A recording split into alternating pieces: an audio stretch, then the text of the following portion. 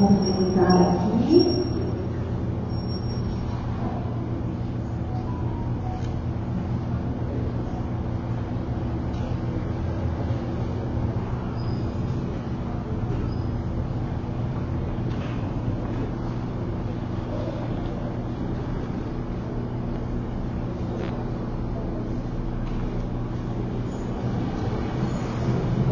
Jeito bom de começar uma conferência, né, gente, com notícia boa aí da gestão. Então, é uma grata surpresa, né, que a gente teve. Então, vamos representar, eu sou Andréia Domingos, sou assistente social, trabalhadora do SUAS, e venho hoje, né, contribuir para essa conversa, para esse diálogo, para a gente ter essa tarde proveitosa. Com o tema, né, as conferências, o Conselho Nacional, quando ele convoca as conferências, ele define um tema e um lema para a gente abordar nos municípios, para a gente abordar no nosso território, né, para a gente conversar a respeito. E o tema desse ano é reconstrução dos SUAS, os SUAS que temos e os SUAS que queremos. Então, é um tema bem interessante para a gente poder parar e avaliar realmente, né, o que a gente tem até agora, o que a gente construiu e o que a gente quer. Como o Gustavo disse na fala dele, conferência é conferir. Então a gente vai, nesse momento, fazer isso, né? Olhar para a política de assistência social e olhar para tudo que foi feito até agora, para tudo que a gente tem e também projetar, definir o que é importante para nós, enquanto trabalhadores, enquanto usuários, enquanto conselheiros, enquanto membros da gestão, o que a gente quer, quais as SUAS que a gente deseja. E aí, eu gostaria de começar com uma pequena história que ajuda a gente a refletir sobre a importância de refletir, sobre a importância de questionar algumas coisas. Que é assim: Cícero Martinez fez o serviço militar num quartel de Sevilha. No meio do pátio desse quartel, tinha um banquinho. Junto ao banquinho, um soldado mandava guarda para o banquinho. A guarda era feita porque sim, tinha que fazer. Noite e dia, todas as noites e todos os dias. E de geração em geração, os oficiais transmitiam a ordem e os soldados obedeciam. Ninguém nunca questionou, ninguém nunca perguntou. Assim era feito e sempre tinha sido feito. E assim continuou sendo feito, até que alguém, não sei qual general ou coronel, quis conhecer a ordem original. Foi preciso revirar os arquivos a fundo e depois de muito perguntar, soube-se. Fazia 31 anos, 2 meses e 4 dias que o oficial tinha mandado montar a guarda junto ao barquinho que fora recém-pintado para que ninguém se sentasse na tinta fresca. Então, quantas vezes a gente vai fazendo as coisas por fazer, vai repetindo, vai simplesmente sempre foi assim, tem que ser assim, e não para, né, para refletir. Então, uma ilustração aí para a gente começar a ampliar e abrir a nossa mentalidade, os nossos horizontes. E aí eu gostaria de inicialmente fazer aqui, né, um alinhamento das expectativas, né, de falar como que eu chego, e também a gente poder conversar para a gente poder alinhar aqui o nosso momento. Então eu chego para a conferência assim, com um sentimento de gratidão pela oportunidade, né? A comissão organizadora, Joyce e Neide, fizeram contato comigo, me convidando. E para mim foi de novo, assim, estudar, olhar para os SUAS, reler coisas e ver assim, que quanto mais a gente trabalha, quanto mais a gente estuda, mais coisa ainda tem para estudar, né? Eu me percebi assim, poxa, como a assistência social é ampla, como ela é grande, né? Como a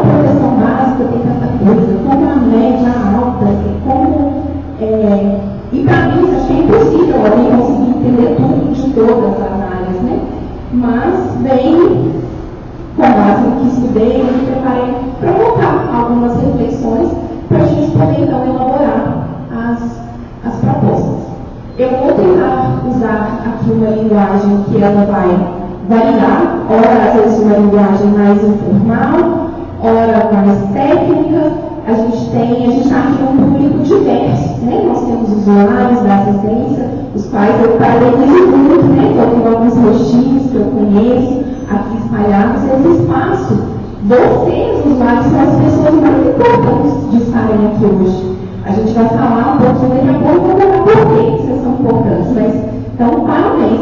Se ficar chato, não dirige não. Se falar alguma coisa que não entendeu, pergunta, nós podemos falar, tá? Então, eu vou tentar contemplar, né? Uma linguagem às vezes mais informal, mais técnica. A gente tem técnicos que estão aí, né, há muitos anos, outros técnicos recém-chegados. Então, se eu conseguir, né, depois no final a gente vai poder conversar mais, se alguém quiser aprofundar mais, se eu conseguir, eu faço. Né? Se quiser esclarecer alguma coisa, fiquem à vontade, tá bem?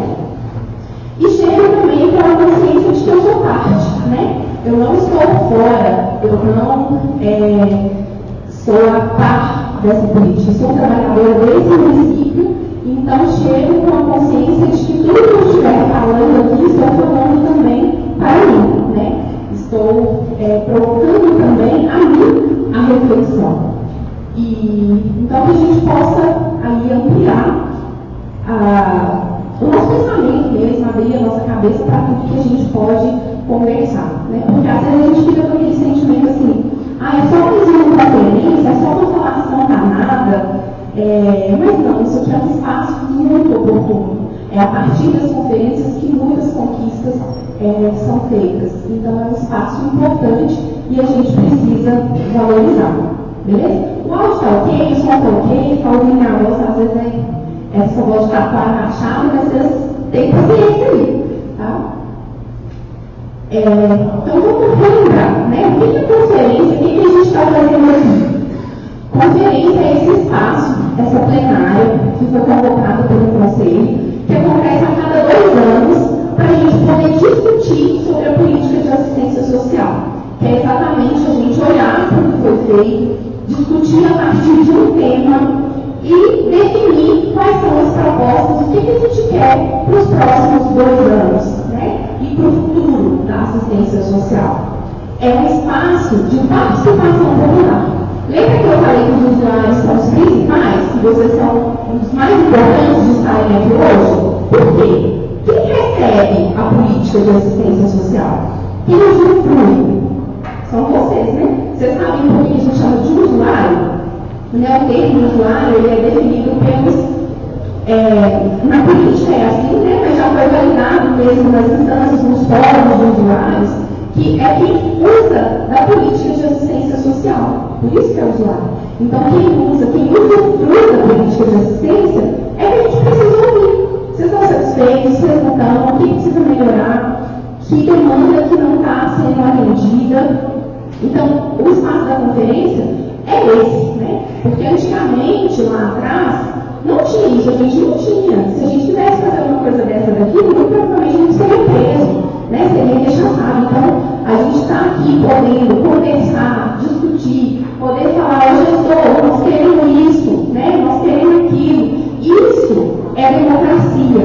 Então, estar aqui é fazer o uso da nossa democracia, é exercer a nossa cidadania. Então, é um espaço muito importante para isso. E como que a gente pode aproveitar esse momento? A gente pode aproveitar participando, questionando, falando, trazendo a realidade que a gente está vivendo lá no território, porque se a gente simplesmente fica passivo, fica, deixa o povo falar, isso para mim não é nada, não faz sentido, né? Mas como você sabe disso, vocês disseram sim para estar aqui hoje. Então que a gente possa usar desse sim, né? Fazer valer essa nossa tarde, né? Deixei lá meu peguetinho em casa e estou aqui para fazer valer isso, né? O tempo de estar aqui, dedicando e assim nós fechamos os equipamentos, também para estar aqui, quem já saiu de casa para estar aqui hoje, para que a gente possa aproveitar de fato e discutir, né, e acreditar nisso que a gente está fazendo aqui. Beleza? Estamos juntos? Está fazendo sentido até aqui?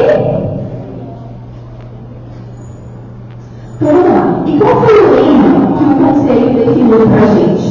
Assistência social é direito inalienável do cidadão e dever intransferível do Estado. O que é isso, né? Social, com esse tamanho de palavra, vamos dizer, acho que mesmo está no cabelo, né? Mas, então vamos lá. A assistência social, daqui a pouco a gente vai falar, é a política pública que nós trabalhamos, que vocês usam, usufruem, né? É uma política que está garantida em lei, né? Não é então favor, não é caridade, é um direito. Assistência social é um direito garantido por lei. Existe uma lei, que é a Lei Orgânica de Assistência Social, que estabelece, né, a política de assistência. Então, e o que é inalienável? Quer dizer que é um direito que os cidadãos, realmente que me ajuda aí os cidadãos da luz, que não podem abrir mão. É algo que a gente não vai se alienar, que a gente não vai deixar de fora. É algo, então, que faz parte, que está estabelecido, é um direito reclamável, é um direito que a população tem de exigir, de cobrar. Isso que é a assistência social. E ela, se ela é um direito de alguém, ela é um dever de outro alguém. E um dever de quem? Do Estado. E quando a gente fala Estado, a gente não está falando do Estado de Minas Gerais. A gente fala do Estado brasileiro, a gente está falando do Brasil, né? Da República Brasileira. Por quê? Antigamente, a assistência social era feita pela igreja, era feita pelas irmãs caridosas, mas hoje não. A partir do momento que ela sai desse caráter e passa a ser um direito, passa a ser uma política pública, então ela passa a ser obrigação do poder público oferecer. Então é obrigação do governo federal, do governo estadual e do governo municipal ofertar essa política pública. E nós temos, inclusive, na lei está previsto que a assistência ela pode ser ofertada pelas entidades. A gente tem os trabalhadores e os representantes de entidades aqui conosco nesse momento, que fazem um papel super importante, super necessário para a política. Porém, a responsabilidade o dever é do poder público, não é das entidades. Elas são parceiras, elas são colaboradoras, mas a obrigação é do poder público, é do Estado. E nos últimos anos, o que a gente teve foi uma tentativa nessa inversão. Não aqui na nossa realidade local, que diante do cenário do que eu vejo, a gente é ainda privilegiado. A gente foi privilegiado nesses últimos anos. Mas no contexto geral, no contexto nacional, não é isso que aconteceu.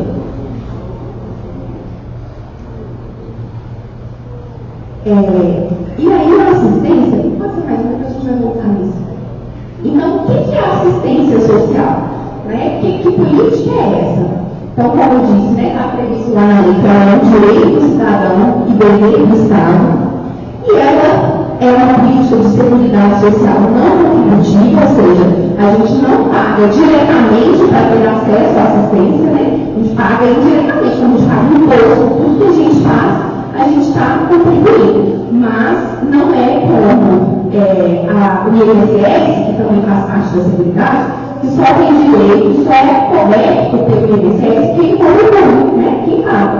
A saúde ela é universal para todo mundo e a assistência ela vai ser prestada a quem dela necessitar, independente de contribuição. Então, é realizada pela iniciativa pública e pela sociedade e tem como proposta garantir o atendimento às necessidades básicas da população, sobretudo da população em situação de vulnerabilidade. E aí, a assistência, ela está organizada pelos SUAS. Assim como lá na saúde a gente tem o SUS, todas as políticas têm o seu sistema, A grande maioria foi criado o SUAS, que significa Sistema Único de Assistência Social, que vai organizar a assistência em todo o território brasileiro. Então, se hoje a gente sair daqui e for lá para o Amazonas, os serviços vão ser os mesmos, as unidades, aqui é CRAS, lá também é CRAS, é CREAS, lá também é CREAS. Então, organizou para que tudo tivesse o mesmo nome, para que tivesse uma organização.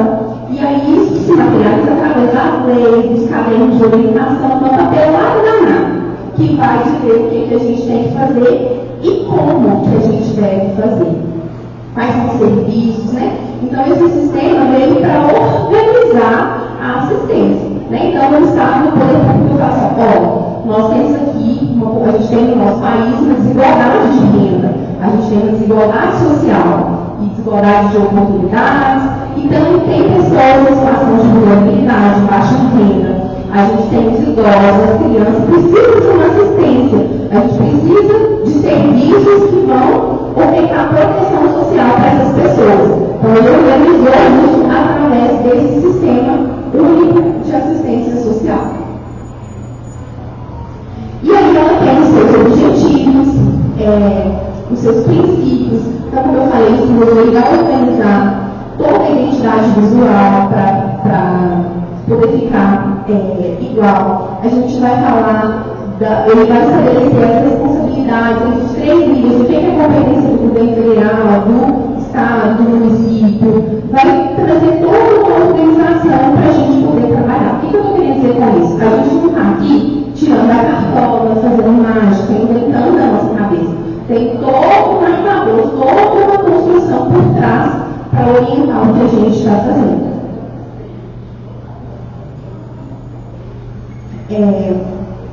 Volta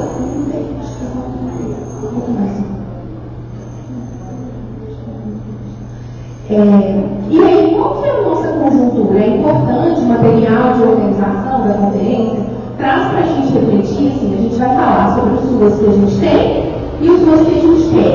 Mas em qual cenário que a gente está fazendo isso? Qual é o contexto que nós estamos?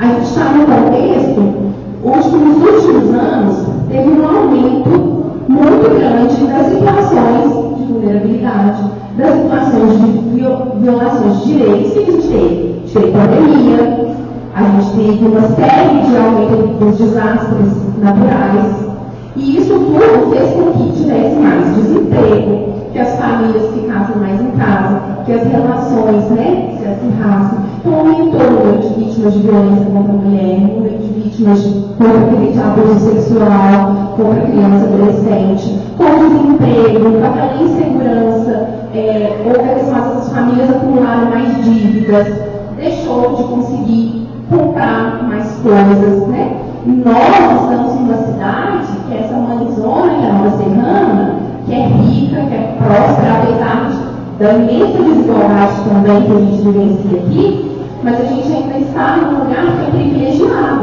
né? A gente tem muitos, a realidade do país é diferente de Nova Serrana, né? Mas houve aqui também, né? Se intensificou isso aqui também. E aí, paralelo a isso, né, e contraditoriamente, ou seja, se a gente pensa assim, aumentou, tem mais gente precisando de ajuda, ou seja, precisaria de quê? De mais dinheiro, recursos para ofertar mais oferta, mais ações. Mas na perspectiva do governo federal, o que houve foi corte de recursos, foi diminuição do investimento na assistência. Foi, ao invés de valorizar os serviços que já estavam instituídos, criar programas à parte. Então, houve, o material traz para a gente uma provocação de uma tentativa de desmonte dos SUAS, de mudar, né, o nome do programa Bolsa Família, que já vinha instituído há muito tempo, mudar, ao invés de fazer investir no pais, investir no serviço de convivência de 0 a 6, criou-se o programa Criança Feliz, né? Tirar uma coisa nova, um programa que tem início, meio e fim, ao invés de investir em serviço. Então é importante a gente fazer essa análise de conjuntura também. Então a gente vai olhar, quando a gente fala em olhar para os nós temos, eu me proponho que a gente olhe para esses estudos para além do quantitativo, para além dos números, mas que a gente faça também uma análise qualitativa. Qual é a qualidade que a gente está ofertando? Como que está os serviços, as ofertas, os benefícios? É isso que a gente vai fazer aqui. Olhar, analisar, tanto em quantidade, mas também em qualidade. E é importante que a gente seja honesto nessa avaliação. Seja a gente enquanto membro da gestão, seja a gente como trabalhador, seja a gente como usuário, que a gente seja verdadeiro. Que a gente olhe de verdade e, como eu disse lá no início, aproveite a oportunidade de estar aqui para conversar sobre isso.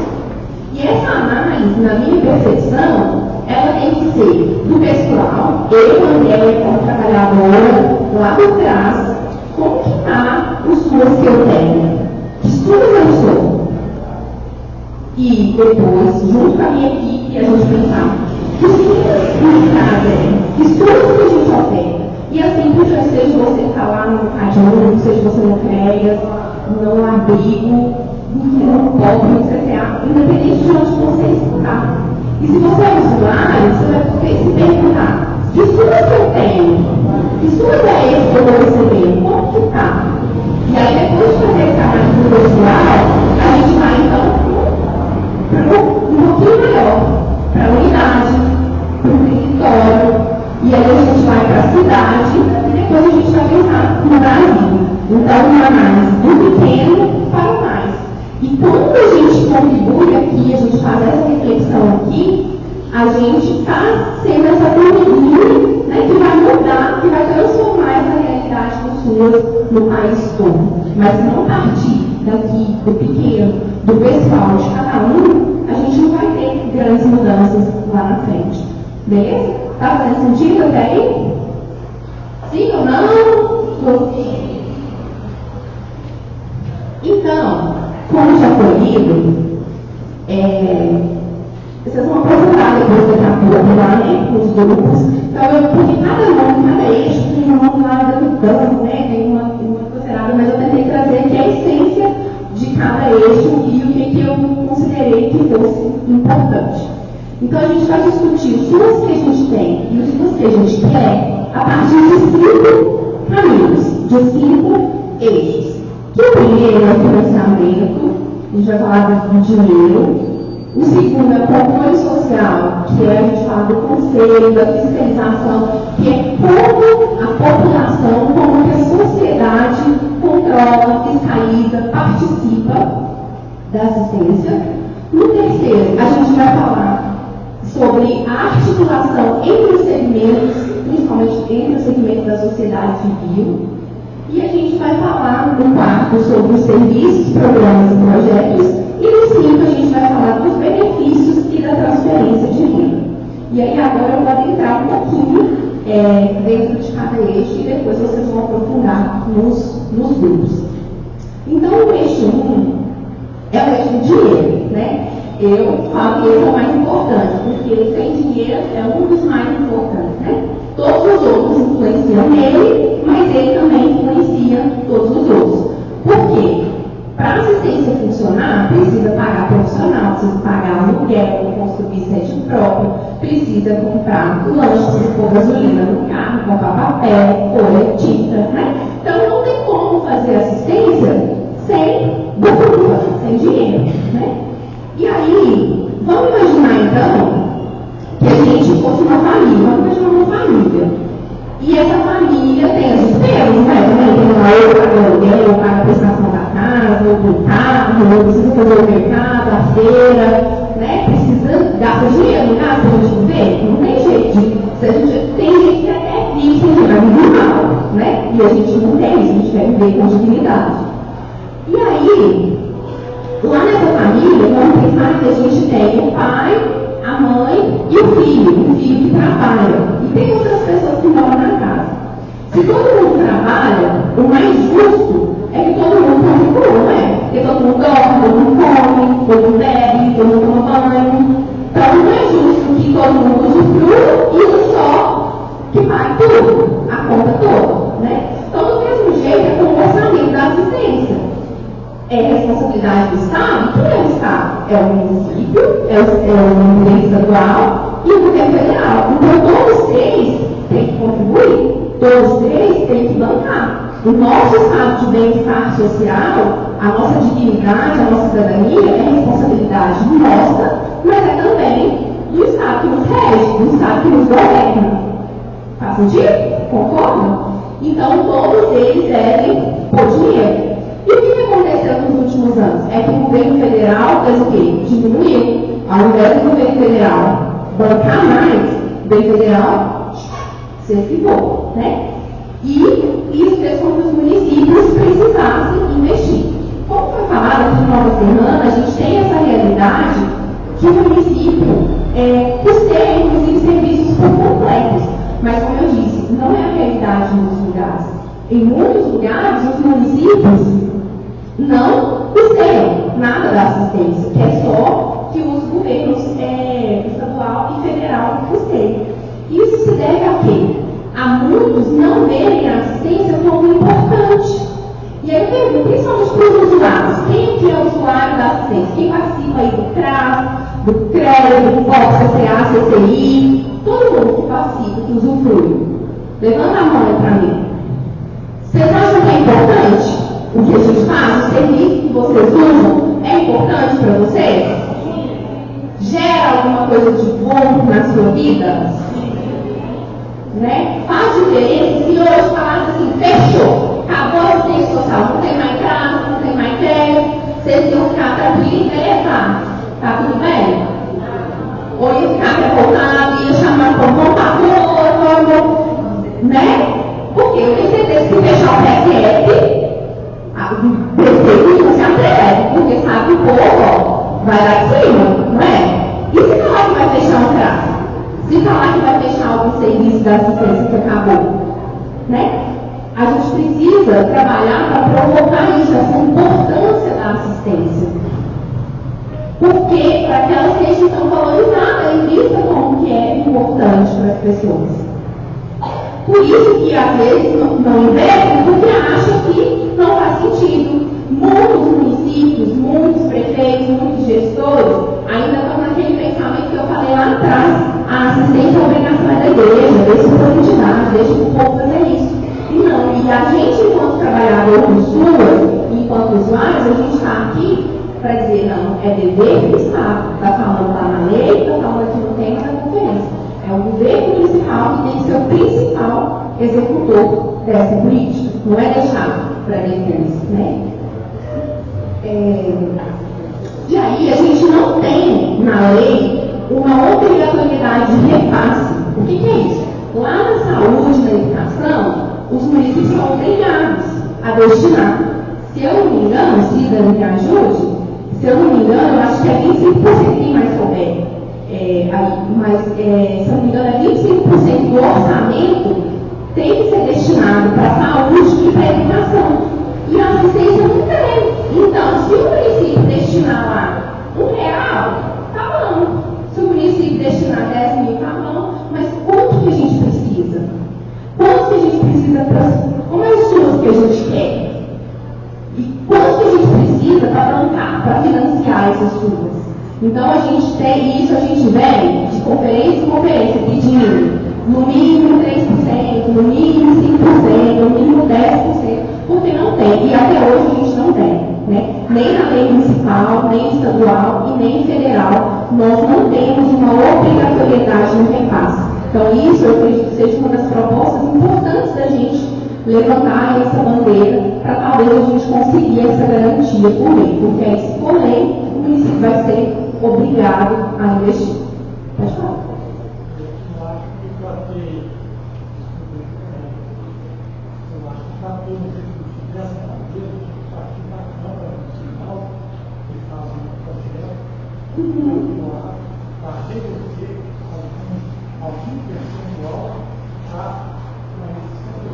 Isso, pode, bacana demais, grata pela sua participação. A gente vai precisar dos vereadores, sim, a gente vai precisar deles, porque eles vão ter que aprovar a lei. Poderia partir deles? Eu não sei bem se poderia, porque questão de despesa, do percentual. Mas pode partir de nós, né, da gente estabelecer, pode partir do município, da administração, e quando nós estamos, né, usuários, igual o senhor é, e está excluído, e a gente reivindica, né, vai reivindicar por eleição, né, que assim que ela não vai ter eleição. Vai ter vereador, vai ter candidato a vereador, vai ter candidato a prefeito batendo lá na porta de vocês. Então, vem ver lá na pré-conferência, que vou brincar com vocês também. Vocês lembram que o povo vai lá, aí nessa hora todo mundo escuta bem, fala, mas quer saber o que vocês estão precisando? Vocês lembram de falar da assistência também? Não fica falando só da saúde, da educação, do esporte, mas lembra também de falar só eu quero mais classe, eu quero mais serviço de convênio, eu quero mais qualidade, porque é o direito do povo, é o direito deles. E quando a gente cobra, quando a gente faz a nossa parte, a gente, né, contribui. Então, a gente sabe que se a gente estabelecer essa proposta vai também para o município, vai para a Câmara, para a gente tentar conseguir essa aprovação. E esse eixo ele vai propor também, para além de a gente pensar na quantidade do dinheiro, ele vai propor que a gente reflita também sobre como que está a gestão, como que está a utilização do dinheiro. Lembra que eu dei o exemplo lá da família? Vamos supor que então essa família começa a gastar o dinheiro todo desordenado, né? A gente começa a comprar um monte de coisa que o dinheiro não dá, ou a gente compra coisa que é cara demais, a gente podia comprar uma coisa que é mais barata. Então a gente vai dar errado, não vai? A gente precisa estabelecer prioridades, a gente precisa fazer uma boa gestão. E, como dizia os antigos, a água para o barco, não é? Senão ou a água fica dura demais ou fica mole demais, não é? Então a gente tem que fazer uma boa gestão, uma boa administração dos recursos. Isso é responsabilidade só do gestor, só de quem está na gestão? Não. É responsabilidade de todo mundo também. É responsabilidade até do usuário que usufrui lá dos serviços. É responsabilidade dos trabalhadores, quando está ali também usando o material. É responsabilidade da coordenação quando ela faz a solicitação de materiais. É responsabilidade do setor de compras, que ele tem que saber gerenciar, comprar, olhar a data de validade para depois olhar aquela confusão. Então, como que está? Esse eixo é para a gente pensar em termos de quantidade que a gente tem de dinheiro, em termos de percentual de obrigatoriedade de repasse, mas então, e também em termos de qualidade da gestão, da administração dos recursos que a gente tem. E aí, algumas perguntas para a gente se fazer aí e ajudar na reflexão. A assistência, ela é reconhecida como importante? O que a gente pode fazer para melhorar essa realidade? Como que a gente pode garantir que os pretendentes colocam dinheiro na assistência? Está sendo possível realizar tudo que é necessário frente às demandas? A gente está conseguindo fazer tudo o que precisa, do jeito que precisa? A gente tem dinheiro, né, para ofertar tudo que é necessário, tudo que está sendo demandado pela população? É preciso melhorar a utilização dos recursos, né? Ou como que está a priorização das ações? Será que a gente está fazendo uma boa administração, está usufruindo bem, com responsabilidade, com consciência, né? A gente está aí na nova onda do mercado, que é o ESG, né? Que é com governança, com sustentabilidade, com social. Então, a gente precisa implementar isso também no poder público. Há novas demandas que não estão sendo contempladas no orçamento. Será que o nosso orçamento lá está contemplando tudo que é necessário? E aí vocês fiquem aí com as perguntas e vão para os grupos trabalhar depois. E aí, de curiosidade, a gente pediu aí o pessoal financeiro para fazer um levantamento. Não sei se o Bruno saiu, acho que não, mas né, já agradecer a ele, foi um levantamento bem interessante que serve de muita análise aí para o grupo. Que ele fez um levantamento dos últimos 10 anos, né, de 2014 a 2023. Está resumindo depois, quem for para o grupo do orçamento, se quiser depois ver com mais profundidade, pode ver. Mas a gente teve um aumento bastante significativo aqui nesse último final de semana. Como eu falei, você falou que o dinheiro estava diminuindo, mas aqui está aumentando. Mas porque, como eu disse, o município de Nova Serrana aportou mais dinheiro. Mas essa não é a realidade nacionais. E aí a gente teve aqui, em 2017, que eu fiquei assim, chocada, que o governo federal repassou R$ 125.000 apenas. Gente, é uma piada, né? Com tanto de imposto, de dinheiro que o governo arrecada, que às vezes a gente assusta, né? Principalmente, eu não tenho muito dinheiro, né? Não sei vocês não, mas eu entendo que quando a gente vê assim, milhões, o orçamento desse ano, 16 milhões, assim, nossa senhora, vale para fazer tudo demais. Dá uma arrecadação feita, mas as despesas também são muito altas, né? Então a gente teve, e aí teve períodos que foram na ordem dos milhões, para o governo federal, o Estado sempre muito razoável, sempre muito baixo, e esse ano que a gente já conseguiu, né, ter aí um aumento do repasse. Então, no ano passado, o repasse do governo federal para assistência foi de 563 mil. Esse ano já está previsto 857.900. Então já teve ali, né, um aumento. E para o município, do dinheiro municipal, é que houve um aumento aí exponencial, né, um aumento muito grande. Eu não sei fazer conta não, porque eu tentei fazer aquelas quantos por cento, né, que aumentou, mas de 8.138.000 para 15.860. Então, quase que dobra, né, o valor de aporte do município, né? Olha que bacana. E é isso, só que isso ainda não está previsto. Então, como eu falei daqui uns dias com a eleição, daqui uns tempos, isso não está obrigado na lei que tem que continuar investindo nisso. Se a próxima administração chegar e quiser cortar, ela pode, e nós vamos fazer o quê? Né? Então, é importante que a gente batalhe para a gente ir para esse percentual mínimo para a lei. Né? O eixo 2, a gente vai falar do controle social, que é essa participação popular, a fiscalização, a deliberação. Como que o controle social se materializa na prática? Por meio do conselho. Todo mundo aqui sabia que existe um Conselho Municipal de Assistência Social? Quem conhece? Quem já ouviu falar? Poucas pessoas. Então, vou contar para vocês. Existe um Conselho Municipal de Assistência Social, que é a dona Marcela, lá é a presidenta nesse momento. Tem algumas outras pessoas aqui que eu sei que fazem parte. E esse conselho ele reúne todo mês ele faz uma reunião e tem uma pauta e ele vai conversar sobre como está a assistência. Ele tem quais funções? Fiscalizar, ele tem a função de deliberar, de propor junto ao município, de cobrar ao município as questões da assistência social. E quando o gestor também precisa de alguma questão, de definir alguma prioridade, ele vai consultar o conselho para receber essa orientação. Então, o conselho também faz regras, né? Quanto aos benefícios eventuais, é responsabilidade do conselho definir os critérios, definir como vai funcionar. Então, o conselho é muito importante.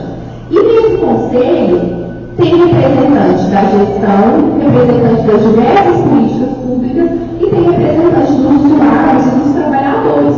Então, é também um espaço e das entidades, um espaço da gente ir lá e participar, né? É aberto as reuniões para que todo mundo possa participar e tem os componentes mesmo, né? Que tem aí a obrigação. E aqui na Nova Serrana, a gente tem a grande alegria de ter um conselho que funciona.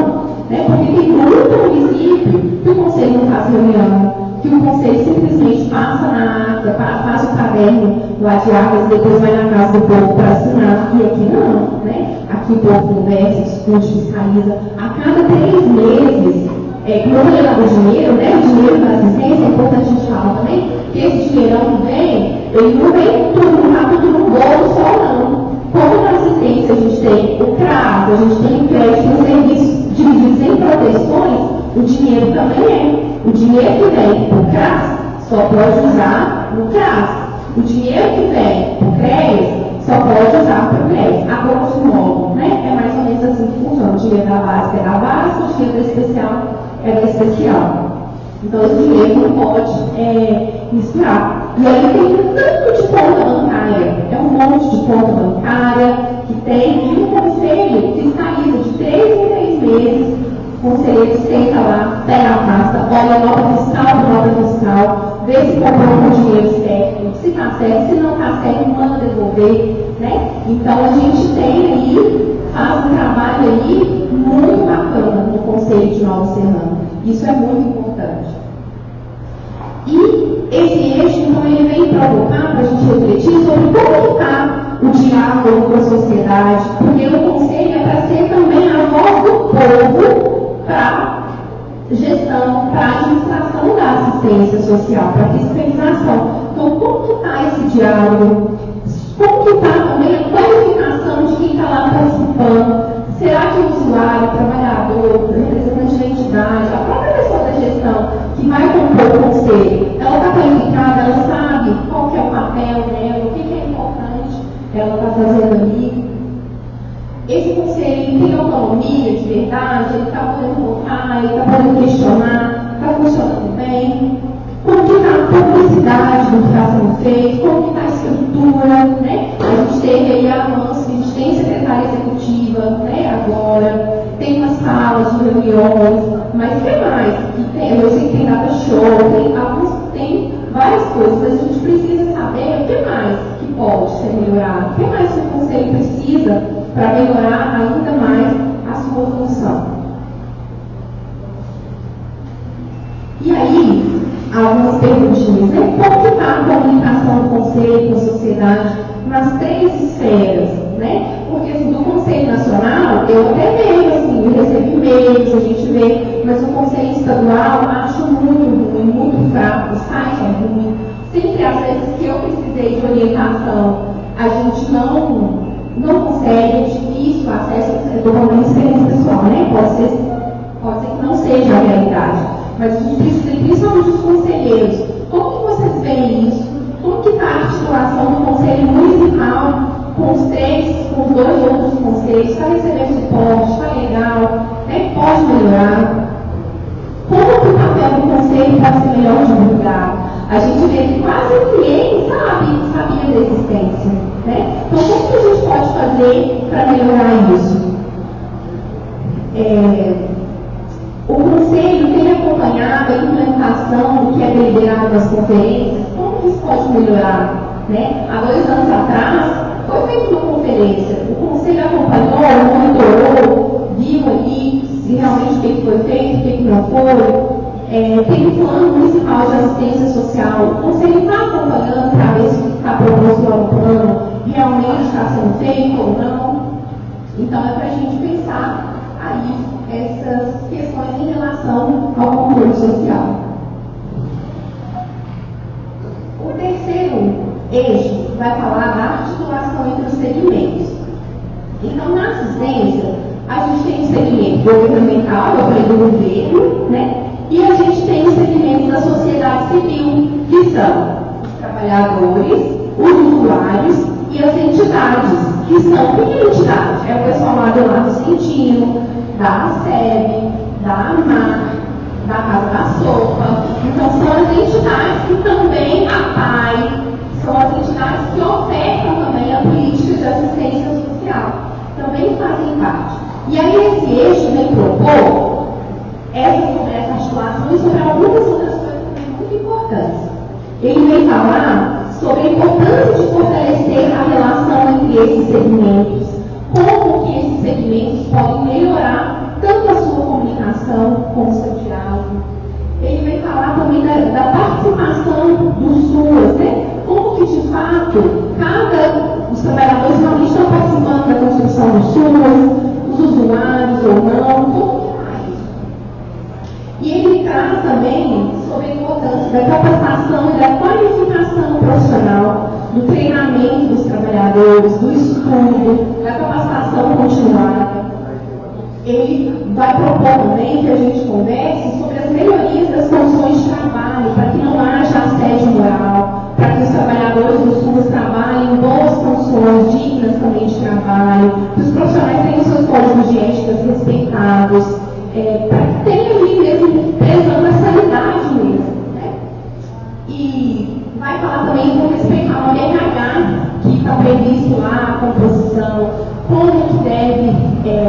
trabalhar essa composição, sobre a paridade nos segmentos também. Então, é muito eixo também muito importante. E aí eu trouxe algumas perguntas, né? Como que a gente pode melhorar o alinhamento entre os segmentos? Será que os serviços ofertados lá nas entidades estão referenciados aos CRAS de maneira satisfatória? Será que a comunicação está boa? Será que está alinhado? O nosso objetivo de atuação nos equipamentos está alinhado com o das entidades? Né? Isso já pode melhorar? E a articulação interna dentro dos SUAS? CRAS está conversando com CRAS está conversando com CREAS, Abrigo está conversando com CRAS, a gente está conversando com o Conselho Tutelar ou não, né? Estamos conversando com o CCI, com o CCA, ou não está? Como que está? A gente está conversando lá com o CAD único, com o benefício eventual, ou está simplesmente cada um no seu quadrado, com, às vezes, cada dia 10 carros na porta do usuário, expondo, gastando dinheiro, né? Como que está essa articulação, essa comunicação e essa parceria dentro dos SUAS, dentro dos SUAS e também dos SUAS governo com suas entidades e também com as outras políticas públicas? Como que está isso? É dentro desse eixo que vai pensar.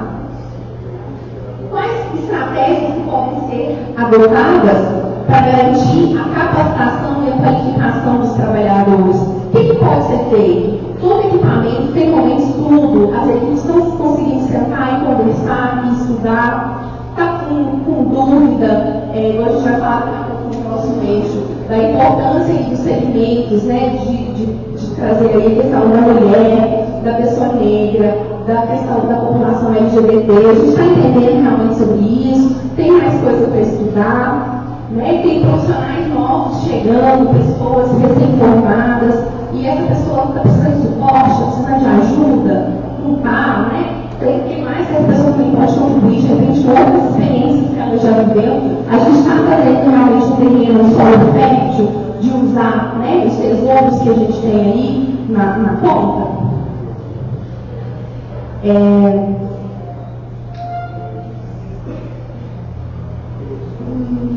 Como que as estruturas físicas também podem ser melhoradas, né, para dar mais dignidade para os trabalhadores, para os usuários? As relações de trabalho estão saudáveis? Como que elas podem melhorar? Então, é tudo isso que a gente vai refletir e vocês vão refletir lá no eixo 3. O eixo 4 é o eixo de serviços, programas e projetos, que ele vem propor essa reflexão sobre a equidade nos SUAS, vai falar das minorias sociais, né, desse público que está descoberto da proteção social, vai falar aí do público que às vezes está deixando de ser atendido, né, que é a questão do homem, como que a gente está incluindo o homem na assistência, como que a gente está incluindo a população LGBTQIA+, como que está essa população de rua na assistência, como que está a qualidade das ofertas, dos serviços, e aqui é importante a gente pegar, assim, né, de cabo a rabo dos serviços, da básica até a mais especial, como que está a qualidade dessa oferta para a população. Vocês que usam o serviço, né, como vocês estão recebendo essas ofertas, estão satisfeitos? Então, esse a gente vai falar também da vigilância. Temos vigilância ou não temos? Temos parcial a vigilância? O que é a vigilância? É o setor meio da inteligência do SUAS. Ele vai olhar para o território. A vigilância, ela é feita por todos, o técnico lá na ponta. Quando ele atende, quando ele registra e quando ele pensa na realidade, quando ele reflete, ele está fazendo vigilância. Mas é importante também que se tenha um setor estruturado, que se tenha pessoal para refletir isso, para mapear as vulnerabilidades. Né? Então, por quê? Se a gente tem um bairro, de repente, a gente tem muito menino que está cumprindo medida, que vem lá do bairro X, opa, então o CRAS está precisando investir mais lá nesse bairro X. A gente precisa levar o serviço de convivência mais perto desse público. Né? Se a gente tem um bairro que tem X idosos, os idosos estão sofrendo violação de direitos, o que a gente pode fazer de prevenção? Então, a inteligência é que vai fazer esse mapeamento e vai pensar, vai ajudar a gestão, os técnicos, as coordenações, planejar as ações de maneira mais assertiva. E lembra que eu falei que vai ter economizar também, vai fazer boa utilização dos recursos. Então também é muito importante. Então, quem está fora das chuvas ainda, que não adentrou, quem está fora desse guarda-chuva, quais que são os territórios mais vulneráveis aqui da nossa cidade? Será que a assistência está presente lá nesse território? Não está? Tem algum território novo que está emergindo, que precisa da atenção do investimento da assistência? Como que a gente pode ampliar e qualificar as ofertas? Né? Então, a gente teve a notícia boa, que a gente já vai aumentar aí mais um serviço, né, de centro-dia. Olha que maravilha que a gente vai poder aí garantir mais direitos, né, para as pessoas com deficiência, para a população idosa. Como que a gente pode, esse eixo também propõe duas coisas muito importantes, que é como que está o nosso preparo, a nossa intervenção nos estados de calamidade. A gente está preparado, os profissionais estão capacitados, estão treinados, né? Eu compartilhei lá no eixo 4 que eu tinha 10 anos de atuação na assistência e nunca tinha lido sobre os serviços de calamidade. Está lá no finalzinho da tipificação, nunca tinha chegado lá.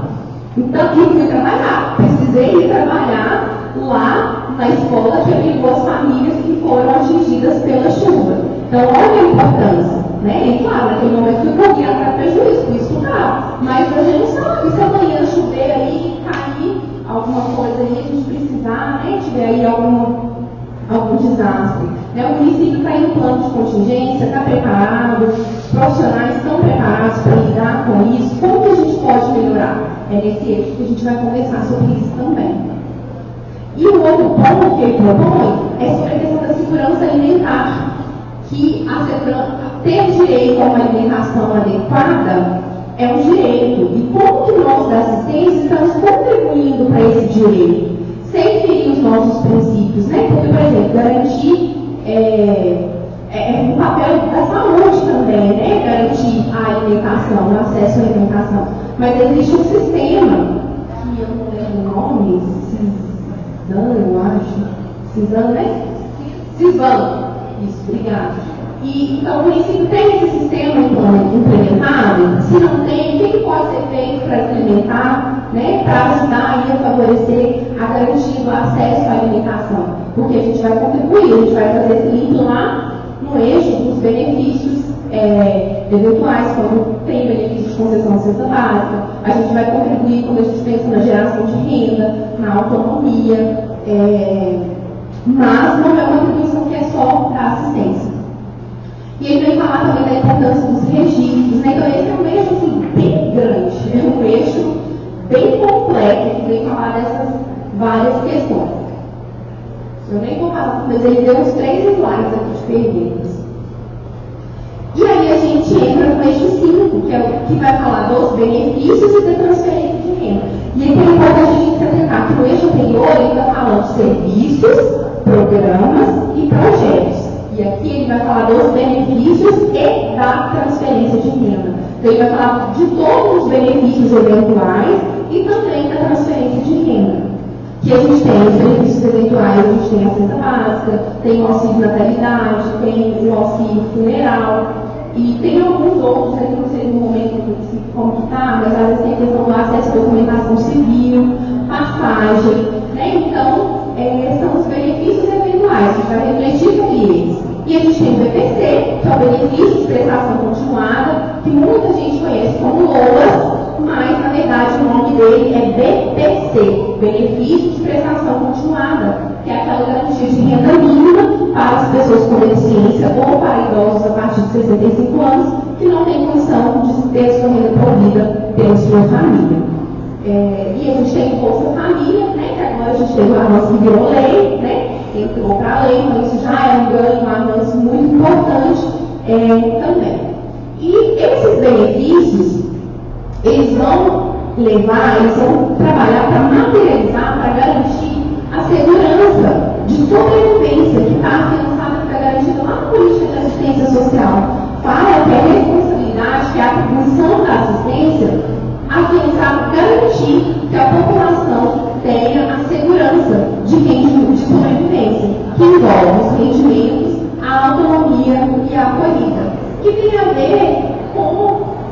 que nem sempre a gente tem condição de manter a nossa vida, de garantir a nossa subsistência sozinhos. E às vezes o Estado vai precisar dessa contribuição. Então, é nesse eixo que a gente vai conversar sobre isso. E vai pensar sobre como está o acesso, está facilitado, está burocratizado, a burocracia está demais, ou ela é realmente estritamente necessária? Como que está a cobertura? Está ampla, a gente está conseguindo atender todo mundo possível, tem gente ficando desassistido? Como que está a efetividade? Está transformando realmente a vida das pessoas? Está colaborando para a transformação de vida? Realmente está garantindo direito? A gente vai, vocês vão refletir sobre isso. Então, perguntinhas. Os benefícios eventuais disponíveis atendem às demandas dos territórios em qualidade e quantidade? As legislações normativas que tratam dos benefícios estão atualizadas e coerentes com a realidade? Tem algo que precisa melhorar? O acesso e as formas de concessão estão acessíveis e efetivos? Os benefícios estão integrados com os serviços, porque lá nas normativas, nos cadernos de orientação, fala que não pode estar desintegrado, que não é uma coisa para cá e uma coisa para lá, não, né? A família que recebe benefício eventual de cesta básica, ela tem que estar recebendo um acompanhamento do CRAS, né, da proteção básica ou da especial. Isso a gente está conseguindo efetivar? Não está. A população realmente conhece os benefícios eventuais, o Bolsa Família, o BPC, isso está sendo divulgado, está sendo amplamente noticiado para as pessoas. A articulação do SUAS com o INSS, como que está? A gente está conseguindo fazer, não está? Né? Está tendo aí a previdencialização, né, do SUAS. Os benefícios estão de fato garantindo direitos, está proporcionando realmente transformação na vida das pessoas ou não, né? Porque a ideia não é realmente o município às vezes garantir ali cesta básica para uma família a vida inteira. A ideia é que essa família consiga sozinha, né? Que ela consiga ter autonomia, que ela consiga se organizar e a partir disso vai precisar de tudo, né? Das ofertas, dos serviços. E aí foi feito um levantamento em relação aos benefícios eventuais, ali concedidos por CRAS, né? Geraldo Ferreira, 220 benefícios eventuais de cesta básica, só cesta básica, não tem outros não. No CRAS Marítimo, 484 e no Renivaldo Gomes, em Cidade Nova, 392. Então, olha só, né? A quantidade de cestas básicas levantadas pelo município no último ano. Beleza, é muito, mas é o suficiente? Precisaria de mais ou não? Como que a gente pode, talvez, também pensar para diminuir? O ideal seria que a gente não estivesse precisando, né, conceder. Então, como que a gente, lá no serviço, lá no acompanhamento familiar, lá no serviço de convênio, a gente vai ajudar essa família, vai, de fato, proporcionar que essa família conquiste a autonomia, conquiste os seus direitos, sem precisar, né, dos benefícios. Então, os eixos eram isso, né? Tentei trazer aqui um pouco da essência do que eu consegui captar. E acho que seria interessante também que nos grupos, se der tempo, que olhasse um pouco sobre as propostas anteriores. Não vai dar tempo de eu mencionar tudo aqui, mas é importante que, se não der tempo no grupo, que de repente a gente saia com uma proposta para o conselho fazer essa avaliação posteriormente, porque não adianta nada a gente ficar aqui discutindo e passar 2 anos sem olhar para o papel, porque tem coisas que talvez seriam simples de fazer. Será que conseguiu fazer tudo que estava previsto lá? Não conseguiu? Se não conseguiu, por quê? Tem coisa que não faz mais sentido? Tem coisa que, beleza, que dá para implementar? Tem uma história de falar. Alguém tem que fazer depois, né? E alguém tem que ir lá e fiscalizar e tem que dizer como que tem que ser feito, como que vai ser feito. Porque senão a gente só perdeu tempo, né? Que, olhando as propostas anteriores, a gente vai olhar para o que já foi discutido, vai ver o que foi implementado, vai verificar o que deve ser mantido, qual foi o progresso do biênio nesses 2 anos, o que a gente conseguiu progredir, o que talvez foi feito, inclusive, que nem estava previsto lá atrás, né? E quando for daqui a 2 anos, a mesma coisa. E aí, a pergunta suas que você quer? Como que é as suas que você deseja?